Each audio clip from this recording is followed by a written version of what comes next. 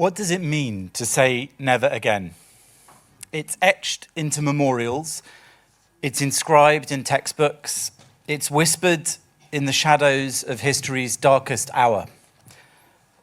It's a phrase that's uttered by world leaders at solemn ceremonies, by teachers guiding young minds through the horrors of the past, and by those who stand in Auschwitz tracing their fingers over the cold, cracked walls of the barracks. It's repeated so often that it risks becoming just that, a repetition. Is it a promise, a warning, a plea, a moral incantation to ward off the unthinkable? For some, never again means Jews will never again be led to the slaughter, that the gas chambers, the mass graves, the methodical machinery of annihilation will never be allowed to return.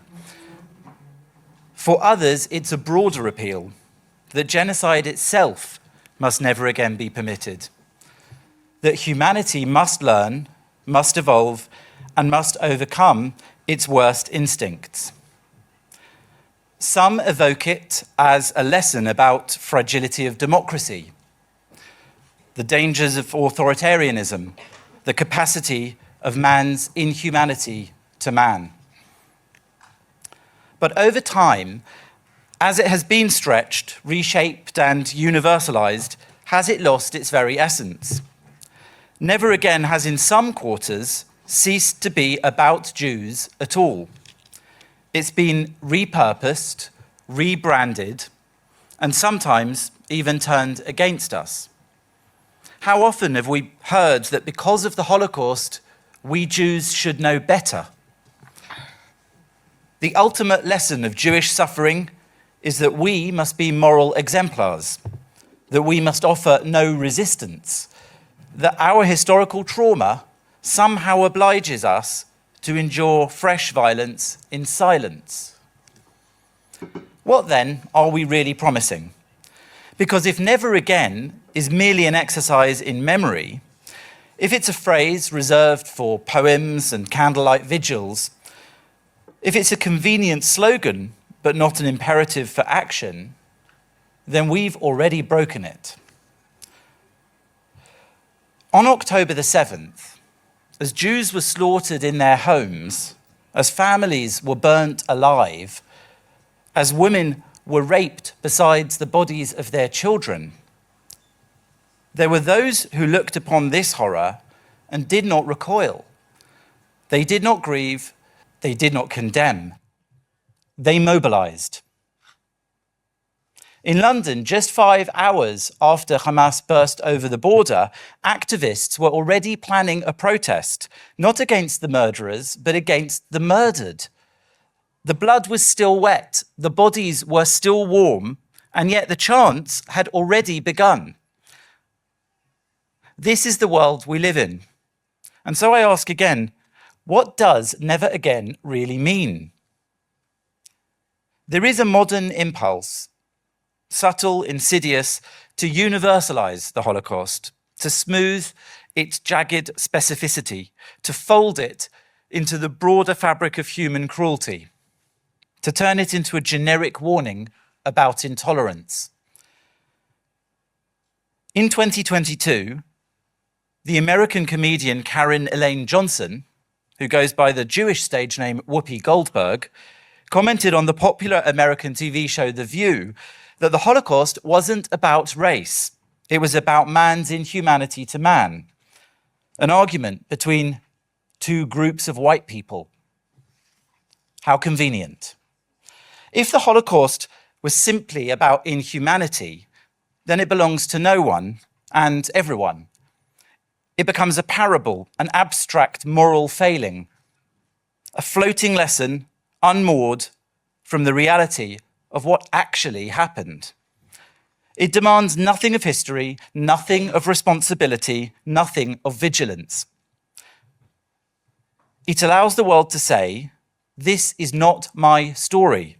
This is not my failure. It exists as a warning to all and as the burden of none. It becomes a story of what people do to people, rather than what was done to the Jews. But the Holocaust was not some open-ended tragedy. It was not a crime against some vague notion of humanity. It was an attempt to erase the Jewish people. Of course, we should all learn from the Holocaust, but we cannot allow a universal message to erase the particular truth that the Holocaust was a campaign for the total systematic extermination of the Jewish people. Not for our land, not for our wealth, not for our politics, but for our very existence. Yes, others were persecuted: Slavs, Roma, homosexuals, the disabled. The Nazis brutalized and enslaved many. But there was only one group that was signaled out for total eradication. Jews were not just unwanted, they were intolerable. From the Warsaw Ghetto to the forests of Lithuania, from the villages of Greece to the streets of Amsterdam, they did not pause to consider who was politically active, who was rich or who was poor, who was religious or who was secular. The only criterion was Jewish blood. And yet today that truth is being diluted. This year, on Holocaust Memorial Day, Good Morning Britain presenter Ranveer Singh introduced a report on King Charles's visit to Auschwitz by saying 6 million people were killed in concentration camps during the Second World War, as well as millions of others because they were Polish, disabled, gay, or belonged to another ethnic group. People, not Jews, not Jewish people. Our Deputy Prime Minister, Angela Rayner, shared online a photo of her lighting a candle. She wrote, "Tonight, I'm lighting a candle to remember all those who were murdered just for being who they were." Statements from councils across the UK didn't mention Jews. In Lowestoft, at a council-organised wreath-laying ceremony, Jews were not even invited to lay a wreath. The Anti-Religion Humanists UK organisation posted online about all the victims of genocide. The Canadian Prime Minister spoke about all the victims of genocide. In Dublin, the Irish President Michael D. Higgins gave a speech politicising the Holocaust by drawing false equivalents between it and the ongoing war in Gaza, a war instigated by a genocidal group that massacred Jews. As she took a stand against this outrage, a Jewish Israeli-Irish PhD student was forcibly removed from the audience. Even the Holocaust Memorial Day Trust decided to issue an official invitation this year that shamefully focused on, I quote, "the devastating violence against Palestinian civilians in Gaza." This year on Holocaust Memorial Day, the word Jew seemed to be out of fashion.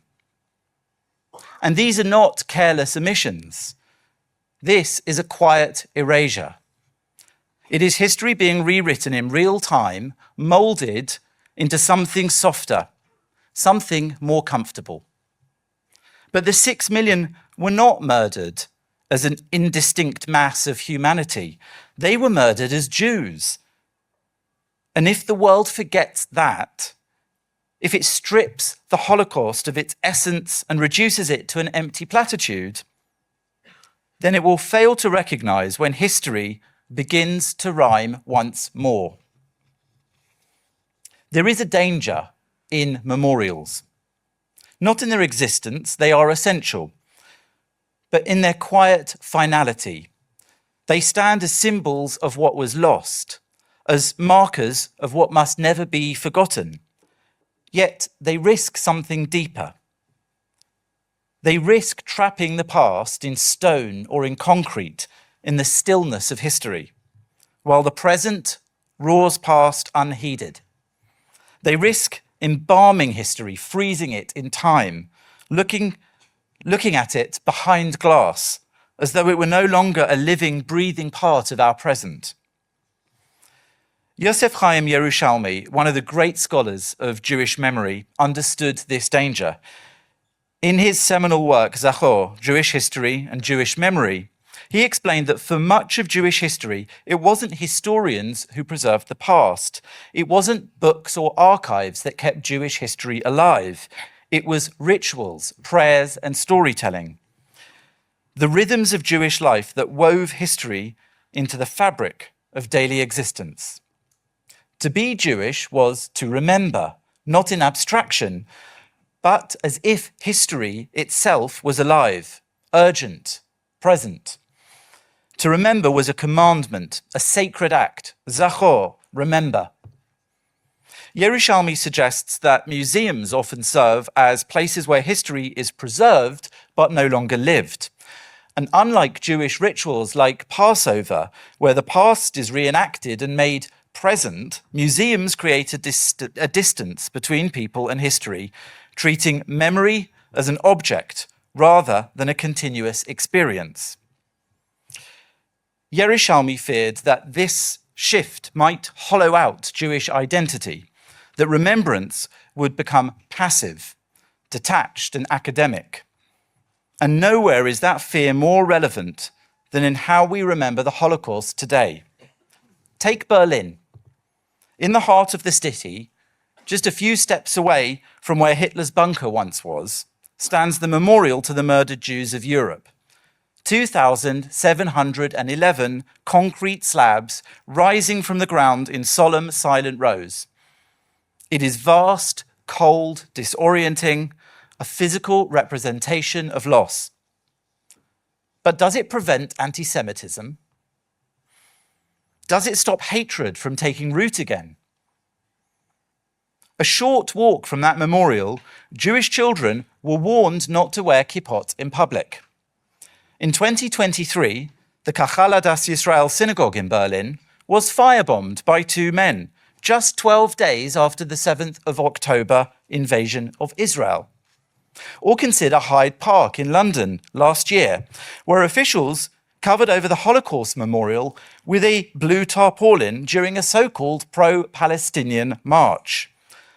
Not because it had been vandalized, but as a precautionary measure. They feared that leaving it exposed might provoke the crowd. The memorial to the 6 million was desecrated not by extremists. It was hidden by those who are tasked with its protection. The irony is unbearable. A monument built to ensure never again was hidden to appease those who chant for it to happen again. This is where we are. We've built monuments to the past, but we failed to apply their lessons to the present. We light candles, we recite prayers, we say never again. But all the while, anti-Semitism festers. We are preserving the memory of the Holocaust, but we are stopping the forces who would stop this happening again. Yerushalmi understood that memory cannot simply be carved in stone. It must live. And yet we are failing to let it live. We have traded the immediacy of memory for the sterility of memorialization. We've locked the past away in monuments while the present rages unchecked. So I ask you, is Never Again merely a call to build museums, to lay wreaths and to light candles, or is it a demand to act, to fight? To ensure that history's echoes are silenced before they become its verses? Because if we leave the Holocaust entombed in the past, we are not honouring the dead, we're abandoning the living. If we're waiting for the next Holocaust to arrive dressed in the same uniform, we won't see it coming. It won't announce itself with jackboots and yellow stars, nor will it begin with cattle cars and ghettos. History does not repeat itself, it rhymes. Anti-Semitism has always adapted to its era, shape-shifting to fit the language and the anxieties of the time. In the Middle Ages, it was religious. Jews as Christ killers or Satan, as heretics who poisoned wells and spread the plague. In Nazi Germany, it was racial. Jews as vermin, as parasites, an existential threat to Aryan purity. And today, it's political. Jews as oppressors, as colonizers, as a foreign presence with no right to exist. The accusations have changed, but the logic remains the same. The Jew is always the problem, and the world would be better without him. Look at what's happening now. A new generation raised on the language of human rights has been taught to believe that Jews, this ancient, indigenous, repeatedly exiled people, are somehow foreign invaders in their own homeland. The Holocaust was barely a lifetime ago, and yet we hear that the descendants of its survivors are now the ones committed to genocide. The irony is grotesque. The accusation is familiar. Europe, the world, will never forgive the Jews for the Holocaust. And then there was October the 7th. As Jews were burned alive in their homes, as infants were shot in their beds, as families were dragged from their houses and slaughtered, something chilling happened. The world did not grieve. It did not condemn. Instead, almost immediately, it turned on the victims. In London, within hours of the massacre, activists were already planning an anti-Israel protest. In Sydney, as news of the atrocities spread, a crowd gathered on the steps of the Opera House, lighting flares, waving flags, and chanting, "Gas the Jews." And across the world, on university campuses, at political rallies, on social media, a single terrible message emerged. They had it coming. Here, in once Great Britain, an organizer for the Palestine Solidarity Campaign contacted the Metropolitan Police at 12:50 p.m. on the 7th of October 2023 to inform them of the group's intention to protest in the capital the following Saturday. The call was made as Jews were still being slaughtered. They were still cowering in bomb shelters in their homes. They were still being hounded through fields, chased by terrorists who poured through the border fence and paraglided through the air, baying for blood. This is how history rhymes. It's not merely that Jews are murdered, it's that their murder is justified. It's that their self-defense should be protested against. It's that in the eyes of the world, Jewish suffering is always secondary to someone else's grievance. The question is, will we recognize the pattern in time? If never again is to mean anything, it must be a promise to the living, not just an elegy to the dead. It cannot be confined to candlelight vigils and slogans or solemn speeches at memorials. It must be a demand, a relentless urge, an urgent call to confront the anti-Semitism of today, not merely to commemorate the anti-Semitism of yesterday. Because anti-Semitism isn't a relic of the past. It's here, now, rising in ways both familiar and also disturbingly new. In Melbourne, Australia, just 2 months ago, masked attackers smashed the windows of the Adass Yisrael synagogue, poured petrol inside, and set it ablaze, forcing worshippers to flee as flames consumed their place of prayer. In Paris in 2018, an 85-year-old Holocaust survivor, Mireille Knoll, was stabbed 11 times and set on fire in her own home by 2 Muslim men. She had survived the Nazis only to be murdered decades later for being a Jew in France. In 2017, Sarah Halimi, a 65-year-old retired physician and schoolteacher, was attacked in her Paris apartment by her neighbor, a 27-year-old Muslim who broke into her home and beat her while shouting Allahu Akbar, and then threw her from the 3rd-floor balcony. Legal proceedings would conclude that he was not criminally responsible due to cannabis use. In 2006, Ilan Halimi, a 23-year-old French Jew, was lured by a young woman to an apartment in the Paris suburbs where he was ambushed by a Muslim gang and kept captive for 24 days enduring unthinkable torture. Ilan was found near death, his body bearing the scars of prolonged torment, and he succumbed to his injuries shortly thereafter. The list does not end there. It does not even slow down. It stretches across continents and years, accelerating with a terrifying momentum. And nowhere is the rise of anti-Semitism more blatant than on university campuses. In the United States, since October the 7th, there's been a 700% increase in anti-Semitic incidents on college campuses, according to Hillel International. Jewish students have been harassed, threatened, and assaulted in classrooms and in lecture halls, in dormitories and in student unions. The message is clear: Jews are not safe. Professors praise Hamas as freedom fighters. Administrators, when asked if calls for genocide against Jews violate their own codes of conduct, hesitate. The political arena is not immune. In Britain, in 2018, Jeremy Corbyn and John McDonnell called for Holocaust Memorial Day to be renamed using an early day motion in the Commons to suggest it should be called Genocide Memorial Day Never Again for Anyone. A clear attempt to erase the unique characteristics of the Holocaust and the centrality of anti-Semitism to the Nazi attempt to exterminate European Jewry. During all these events, and so many others, where was never again? Anti-Semitism has always found new disguises, new justifications, new languages in which to cloak its ancient hatred. It once masqueraded as religion, casting Jews as Christ killers. It then wore the garb of race science, portraying Jews as an impure contamination. And today it speaks the language of anti-colonialism and social justice, reinventing itself as Palestinianism.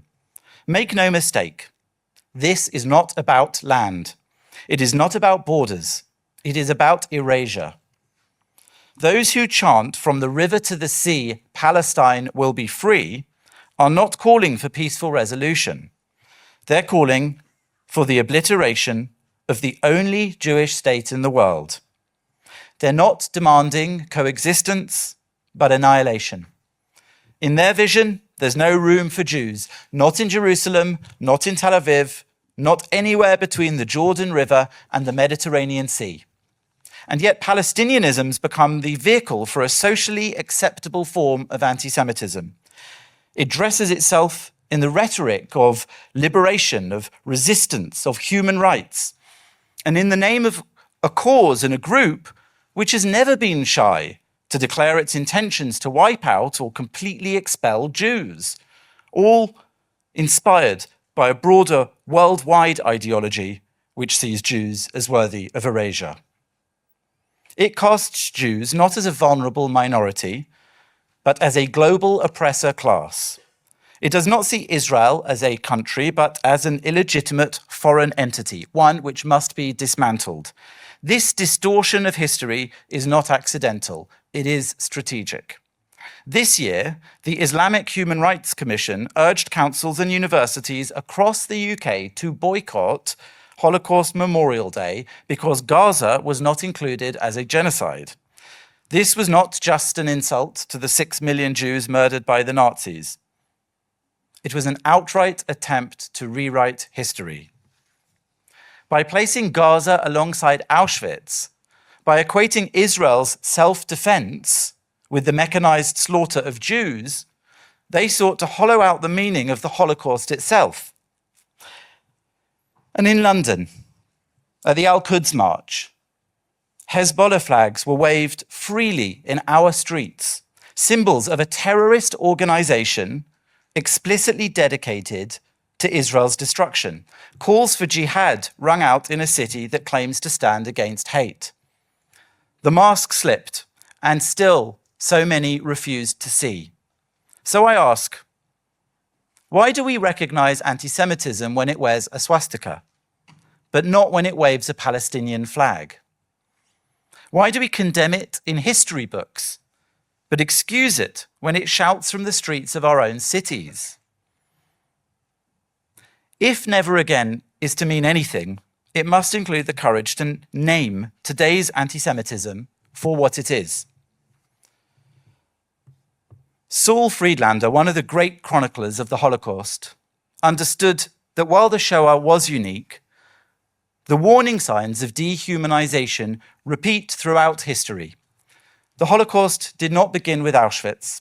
It began with words, with boycotts, with the quiet indifference of those who looked away.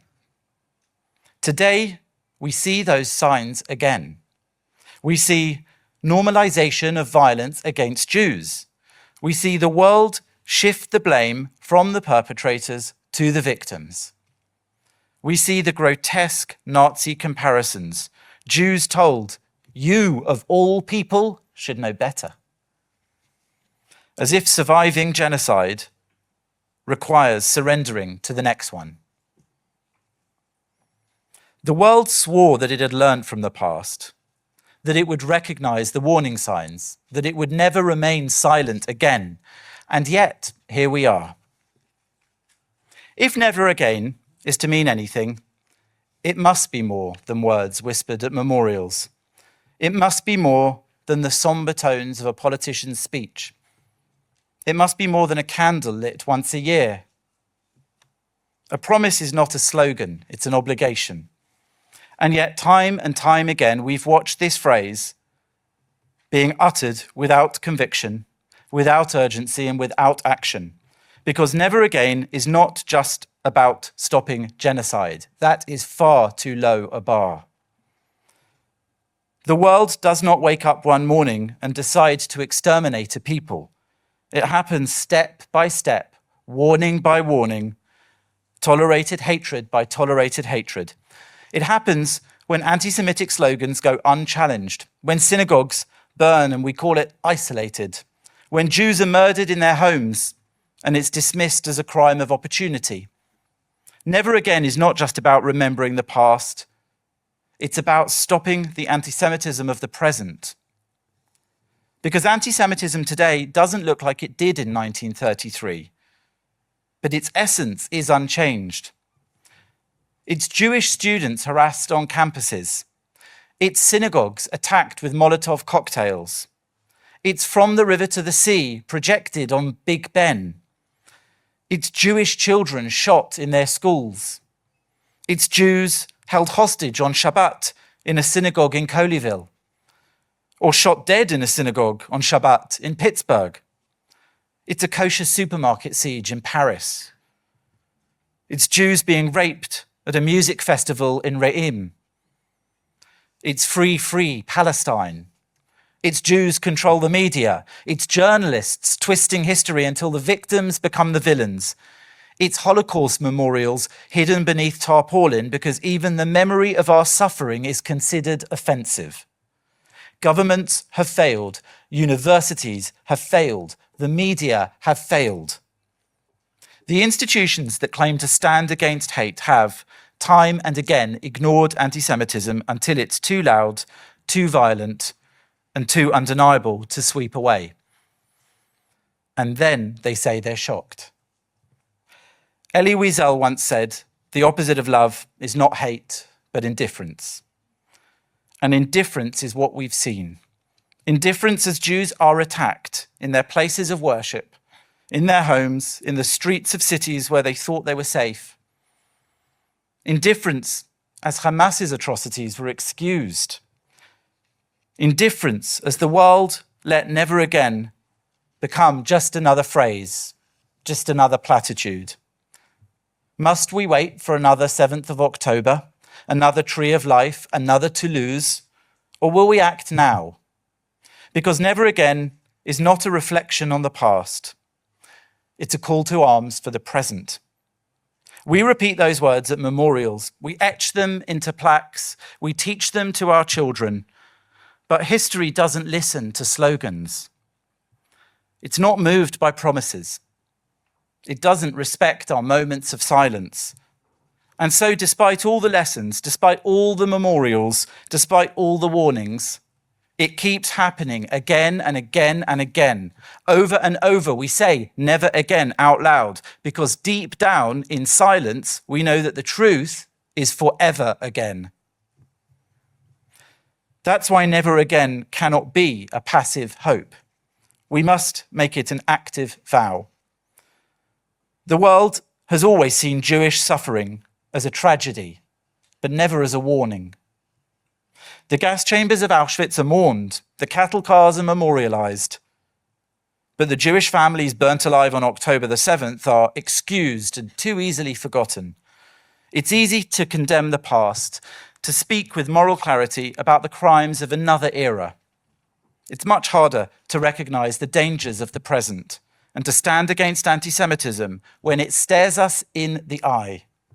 Never again means recognizing the signs before they reach a new climax. It means understanding that when Jews are scapegoated, demonized, and attacked, the world itself is already shifting into darkness. Because anti-Semitism is never just about the Jews. A world in which Jews are hunted is a world on the edge of collapse. And so let us all declare never again. But not as a prayer or a phrase or an empty ritual. To renew this promise is not just to remember, it is to act and to fight back. To refuse to let history rhyme once more. And to ensure that when we say never again, we live it in every moment of every day of our present and our future.